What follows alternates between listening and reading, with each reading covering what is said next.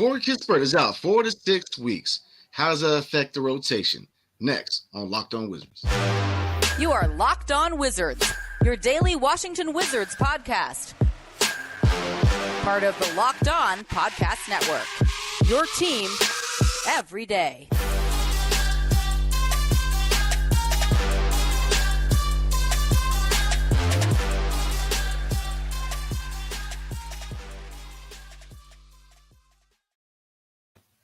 What's up, everybody? It's your boy Brandon Scott again with my guy, the real Ed Oliver. Thank you for making Locked On Wizards your first listen every day. We are free and available wherever you get podcasts. So we're going to start with Corey Kispert. As you know, he is out 4 to 6 weeks. So the question is, how does that affect the rotation going forward? And does that push Johnny Davis to his spot? What do you think, Ed?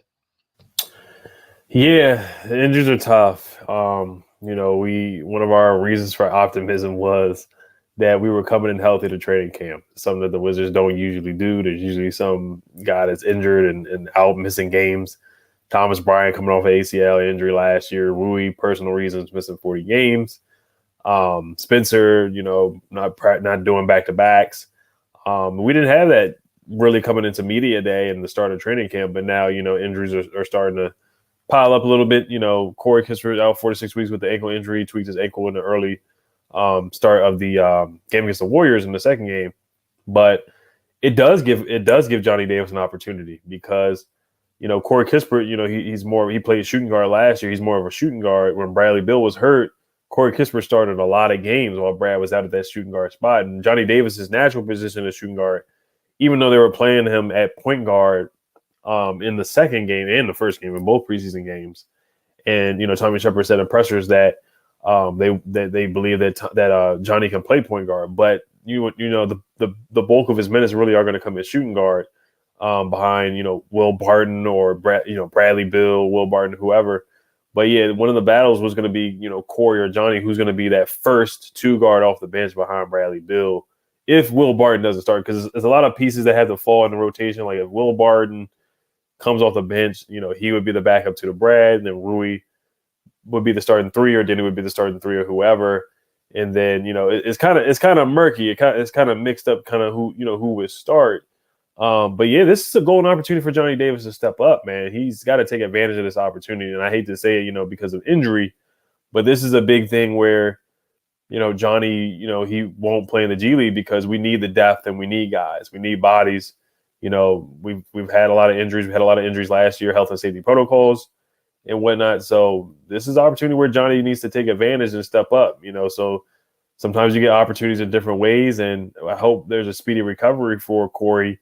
But and we definitely need a shooting bad because, we struggled to shoot threes or knock down threes last year. And the 2 games in Japan, we struggled to shoot threes as well. We were still pretty bad from the three-point line. And Corey Kispert is one of the better shooters on the team. So yeah, it is an opportunity for Johnny to take. It is. Oh, it's definitely Johnny's time now. I guess, it's time for him to step up. It's 4 to 6 weeks, but it is going to hurt. Mm-hmm. For, the reasons you said. We're going to take a dip in shooting. Corey Kispert, large part of his game is 3-point shooting. So we're definitely going to lose the shooting part, that Corey Kispert provides. But a part of me is intrigued to see how Johnny Davis responds. Because like I said, I'm a big fan of him. I think he can be successful in this league. But, he's got to perform sooner than, than we expected. So I want to see how he responds. But, you mentioned earlier about the rotation in the starting lineup. I think now with the injury to Corey Kispert, you have to kind of look at Rui at the 3 and Kuz at the 4, starting out. I mean, I think that, obviously the 2 games in Japan are still kind of too small of a sample size to give him the starting job, in my opinion. But, if he has a good preseason, you have to explore Rui at the 3 or maybe even flip-flop. Kuz at the 3, Rui at the 4. Because, Will Barton, for the bench, you presume that Will Barton's going to be the guy in the wing because, Johnny Davis, can he defend wings? I don't see it right now. I don't see it. So, for a bench unit, I would see Will Barton at the 3 and Johnny Davis at the 2. So, it's going to hurt, but, like I said, it's going to come down to West. How does, what's this rotation going to look like? Because it's going to get a little harder because Corey, he's not a starter, but he's a really important piece on this team. So. Oh, 100%. Yeah, because if, like you said, if you have Rui at the 3, Kuz at the 4, Deni would be your 4 behind Kuz. I'm looking at the depth chart right now, and actually on ESPN, the depth chart, it has Johnny Davis as the 3rd string point guard. It's Monte Morris as the 1st string point guard. DeLon Wright as the 2nd string. Now, I don't know how accurate it is. I don't know if the Wizards submitted this to ESPN. Bradley Beal's, of course, you're starting 2. Will Barton's your starting 3. Kuz was your starting 4. Kristaps your starting 5. Rui's the backup 4. Deni's the backup 3. So, and a lot can change. They have Corey Kispert listed as the 3rd string shooting guard behind Bradley Beal. And Johnny Davis is the 2nd string shooting guard behind Bradley Beal. So a lot of things can change. We don't know. I don't know how accurate this is, and a lot of things can change in these preseason games coming up. But yeah, it's a lot of moving pieces. It's a lot of things for West to figure out, but it does give Johnny more of a chance to play. And it's like, hey, I don't know if we can afford for him to go to the G League and develop, even if they were thinking that way, because we're going to need him sooner than later. Where if Corey's there, then it's like, okay, yeah, we already know what Corey can do. Corey can come in and knock down threes, where it's like we still see, hey, Johnny still needs some time to develop. And, it's going to be tougher for him to find minutes. But like I keep saying, with Corey being out, it does give him an opportunity to come in and play sooner than later. Times now, like you said, G League really not a possibility right now. He's going to have to come in the second team. But, the one part I don't like personally is trying to put him at point guard. There's no reason to right now. I don't, right. I've never been a big fan of trying to push guys in new positions. I mean, last season, I understand putting Brad at point on second unit, keeping him on the floor. I get that because, nothing against Ish, but, Brad, he did well in that role. But just to, for a guy that never played point, just to, intent on thrusting him to be a point guard, I just don't understand it. Point guard is something that, it takes a long time to develop the skills to be a competent point guard in the NBA. It's just, it takes vision. It takes certain attributes. And, from a guy that, who's never played that position to come from college and goes to, pro basketball and you expect him to play point, I just don't get it. So I've never been in favor of him being at point, but it's going to be interesting. But we're going to talk about another injury. But before we do, this episode is brought to you by Bet Online. BetOnline.net is your number one source for football betting info this season. Find all of the latest player developments, team matchups, news, podcasts, and in-depth articles and analysis on every game you can find. And as always, BetOnline remains your continuous source for all your sport wagering information with live betting and up-to-the-minute scores for every sport out there. The fastest and the easiest way to check in on all your favorite games and events, including Major League Baseball, MMA, boxing, and golf. Head to betonline.net or use your mobile device to learn more. Bet Online, where the game starts.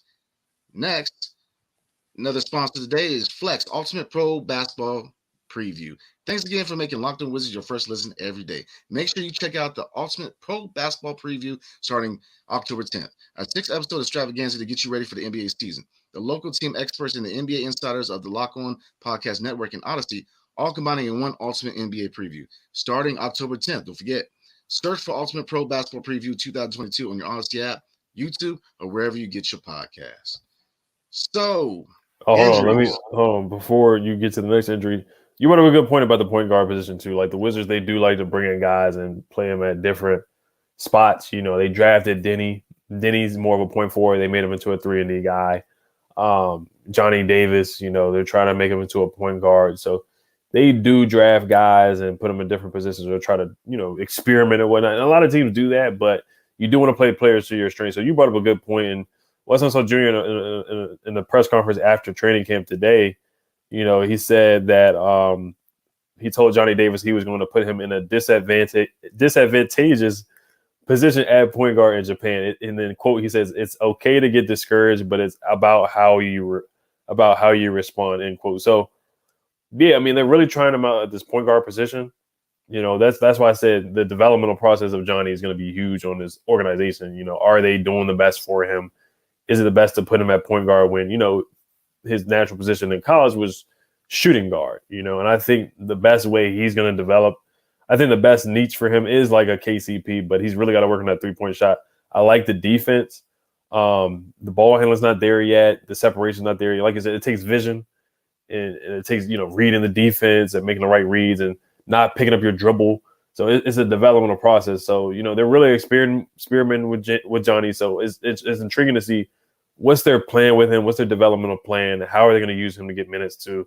And then also I finally figured out the depth chart because it kind of is like confusing to figure it out because there's so many guys that are versatile.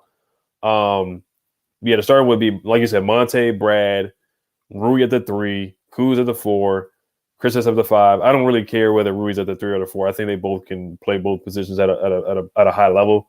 And then Deni would be your 4, Gafford your 5, Will is your backup 3, Corey would have been your backup 2 to Brad, and then your backup 1 would have been DeLon, and Johnny would have been third string to Corey. But now Johnny would have been third string behind Corey, but now Johnny's going to move up to second string shooting guard behind Brad, and Will Barton's going to be your backup 3. Deni's going to be your backup 4.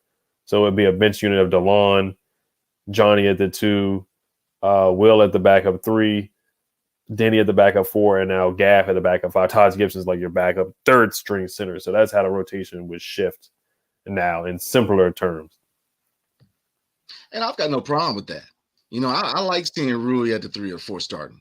I think he's earned that. He's took a step forward. Do I want his defense to get better? Yes. But he has proven enough to me. And I know it's still a small sample size. It's 2 games in the preseason. But, like you said before, he's already a starter for a couple of years. So it's not like, he's trying to step into a role that he hasn't previously already had. So I have all the confidence in the world that he can step in and start. So I think that would be the lineup I'd run. But, like we were just saying, Johnny's got to step up now. But I don't see the point of trying to push him to the point guard. You got a guy who can run second team. So why even look? The kid is already scared right now. Let's be real. I mean, you know what I mean? Like, why put more on him? He's still trying to figure out how to shoot. Yeah.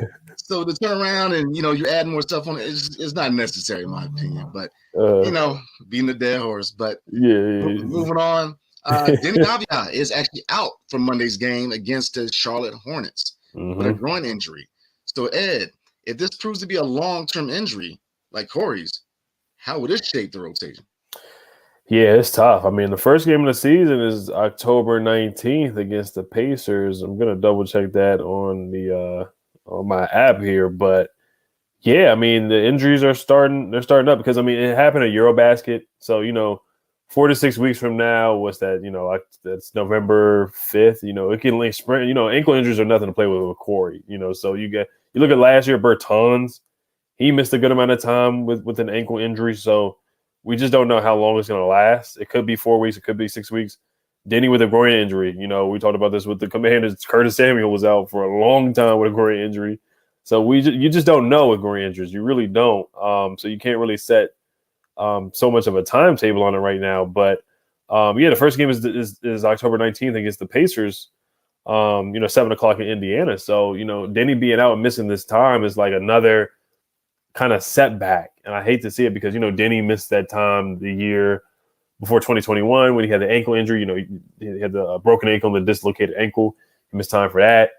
When he got drafted, he missed time in the all season just because of the virus. So they didn't have like a real practice. A lot of guys didn't get to practice because of health and safety protocols and whatnot. So Deni hasn't really had a full healthy off season still. And I don't want it to be, an excuse, but this is going to be tough on him to earn that starting spot. He's going to be behind the 8 ball, and right now, they're still trying to ramp him back. So he's going to miss preseason games. We don't know if he's going to be back for the game after that. But yeah, he's participating in live action drills in the coming days, where they said that he's doubtful to play, but he's not doing any 5-on-5 or anything like that right now. So, it's tough right now. We want our lottery picks to play, and I'm not going to overreact or panic or anything like that. But yeah, we want to see these guys on the floor, and it is a setback. We have to be realistic. It is a setback. Him not being out there, Corey not being out there. it's going to hurt their playing time. And these guys the same thing happened with Rui last year when he missed time. You know, a lot other guys were able to start. Kyle Kuzma basically took his starting spot because, you know, Rui just wasn't available. So it makes it easier for West to pick starters, you know, with guys just not being available. Yeah, I think I'm not going to overreact. Like you said, it's not time to panic. It is a setback. You know, obviously we're waiting on more information to see how long he's going to be out. But hopefully it's not going into the regular season, because then looking at your bench unit, it's even thinner. So we go from having depth to now you're looking at who's going to be the next man up. You know, at the 4 position on the bench, do you play Taj? That's the question. You know, who's going to play the 4 on the bench?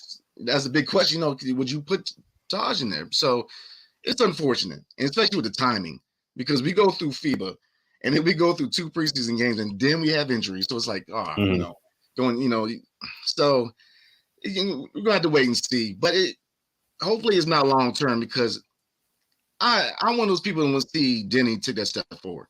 He's a shot away, in my opinion. You know, he's got the talent, and you know, and that's why this is such a hard position to be in for West, because when everybody's healthy, you got 3-4 guys. We said this last episode. You have 3-4 guys who can all start. So then, you know, you're looking. So it's going to be interesting, to say the least. But you know, like I said, hopefully it's not long term. The groin is tricky. Like you said, Curtis Samuel was out all last season. Or I mean, I think he played a couple games. He played the Atlanta game, but he was out majority of the season. So it's hard to tell with the groin. So hopefully it's not long term. But if it is West is going to have to get on his game. Right. Yeah. So I mean, Neil DeLaw, he tweeted. He said that this is what Weston Jr. said in the press conference today too. He said he's hopeful that Avdija can start participating in live action drills in the coming days, but doesn't commit to it. So yeah, it's a wait and see approach. Groin injuries are tricky; they really are. So, but like we both said, we're not going to panic or overreact. We'll see when Deni gets back. But yeah, him missing preseason games, it doesn't help. And I'm gonna add one more thing. I think that with injuries like this, you know, coming from FIBA, you know, this is really a question. You know, as the NBA organization, do you revisit letting your players play overseas? You know, because they're investments. You know, this is a $1 million industry here. Right. So, you know, at what point are teams going to start, you know, keeping guys from going overseas and play? Because, you know, while I'm sure they have no problem letting him represent his country in FIBA, but in the hindsight, if he misses time, you know, you're messing with the product here. You know what I mean? Let's be real. So, you know, when our team's going to start revisiting letting their players go overseas and play? That's the question. But we're going to go ahead and move on next. We're going back to Johnny. We got going back to mailbag question. The question was, what is the best case and what is the worst case scenario for Johnny Davis going into the season? What do you think, Ed? And lastly, back to your question, that was a good question that you brought up too. You know, Danilo Gallinari tore his ACL, you know, playing overseas. So we have seen some guys get hurt. But of course, you don't want to stop people playing for their countries and representing their country. So I know it meant a lot to Deni. I know Tommy Shepard understood how much it meant to him. You know, Tommy Shepard flew to the game where Deni had 23 points and 15 rebounds. So it was huge for him to do that. You know, I would have loved to see Deni play in the Summer League too, but I understand him playing in the Summer League and playing Eurobasket. That would have been a lot on him. And obviously you saw, unfortunately, he suffered a groin injury. But yeah, a lot of players played. Giannis played. Jokic played. Nurkic played. A lot of guys played that play, you know, in the NBA too. So Jan Madar for the Celtics played too for Israel. So yeah, it's a sticky situation. It really is. So it's up to the player, and maybe the GM may, you know, tell them like, hey, we need you. You know, we don't want you. You know, Kristaps played too. You know, he made it through. Thank goodness. So, you know, that's a good question. It's an interesting situation. But best case scenario for Johnny, I honestly do think he doesn't have to play the whole season in the G League, but a couple games in the G League I think will help. I'm not saying he needs to play all 35, 40 games in the G League, but a couple of games just for his confidence, just to get his feet wet. I think a big thing, like you said, that, you know, he's not scared, but a little timid. You know, you said scared. I guess I'll say like a little, he's thinking it too much. He's not confident. it's the same thing we saw. He's over 12 right now. He hasn't even hit a shot.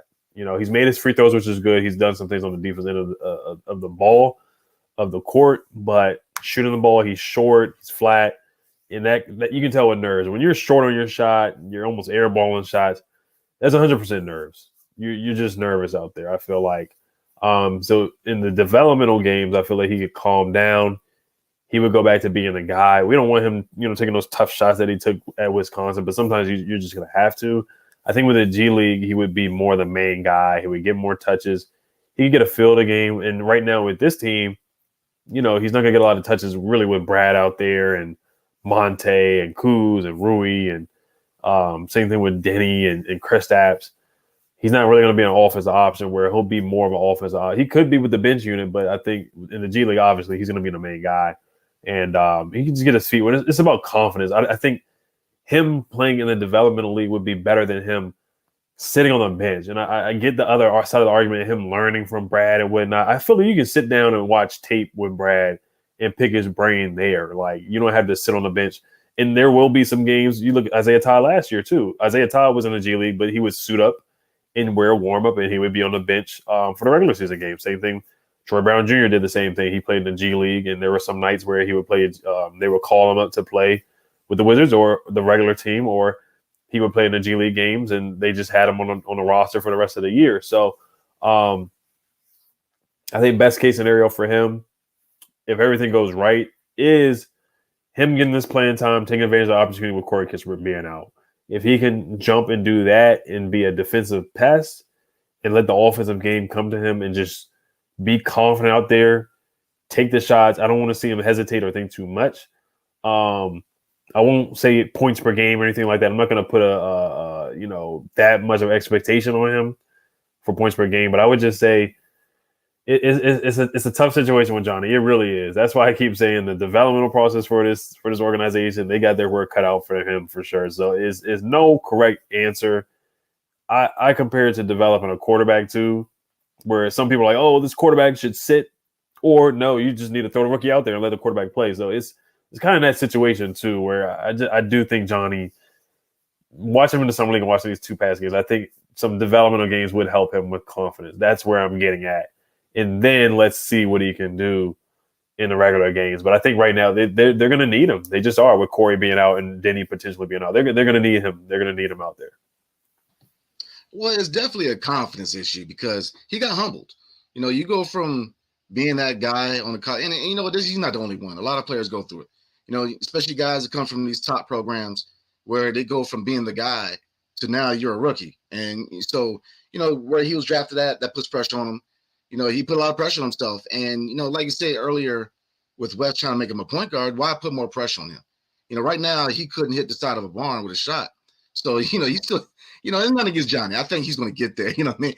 But, he's struggling. It's a confidence issue because, he's young. He's I don't want to call him a kid, but, he's a young man. And, you go from, like I said, being the guy at Wisconsin to now you're a rookie. There's a learning curve. He got humbled.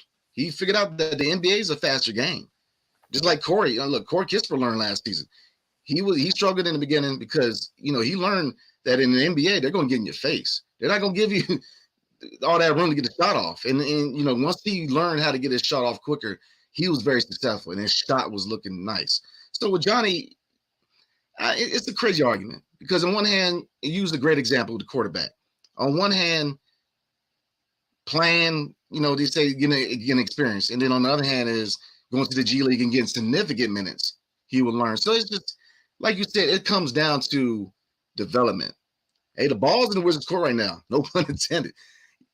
They have to develop them. And so really the spotlight is on the coaching staff and them developing him because, you don't want to ruin the guy.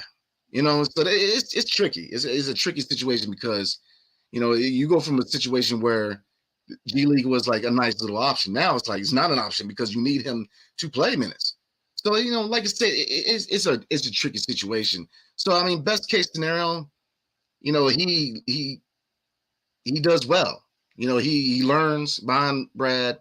He picks up the speed of the game.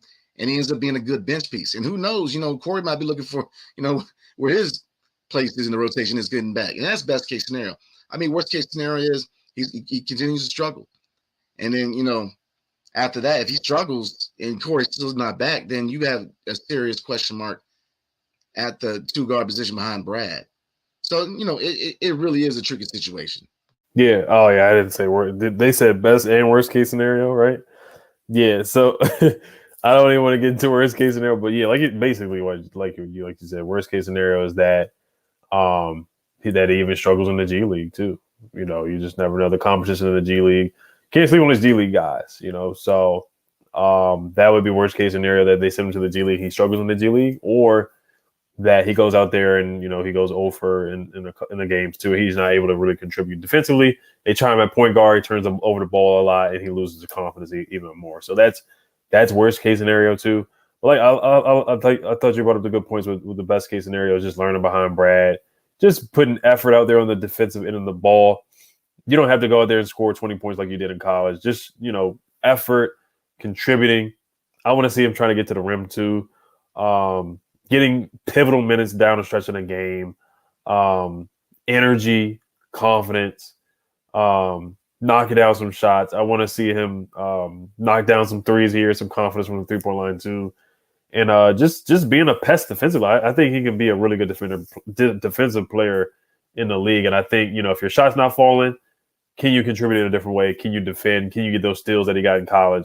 Those fast breaks. He got a couple of deflections in the preseason that I saw too that he got in college too. So, and can he rebound at a high level for a shooting guard? I thought he rebounded the ball well in summer league too. So knocking down free throws as well. So that's the best case. Other things than just scoring as well.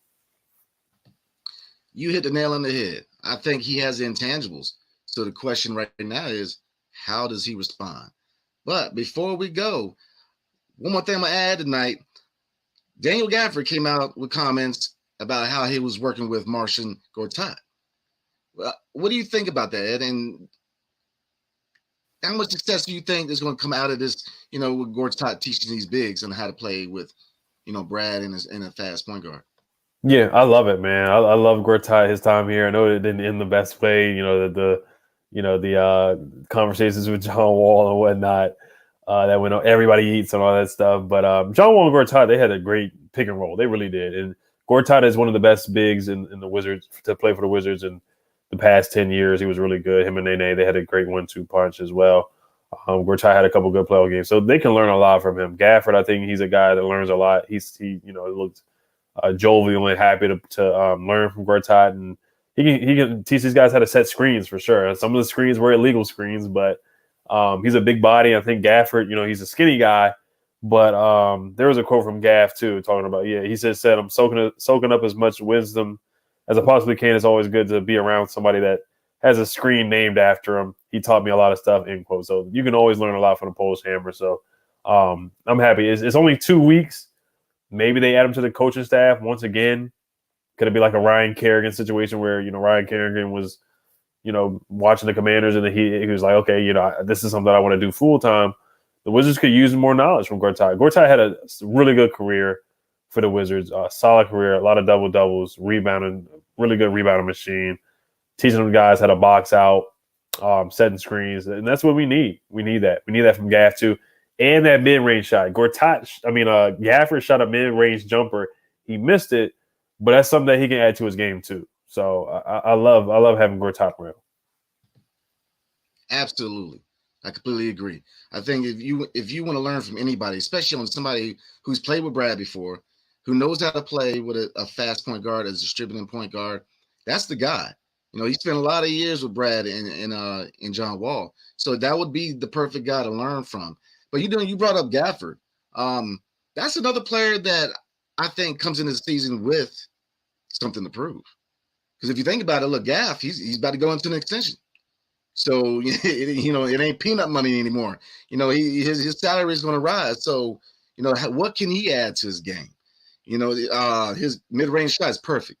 If he could add a mid-range shot, Gaff, because he already showed he can shot block. He already showed he can play defense down in paint.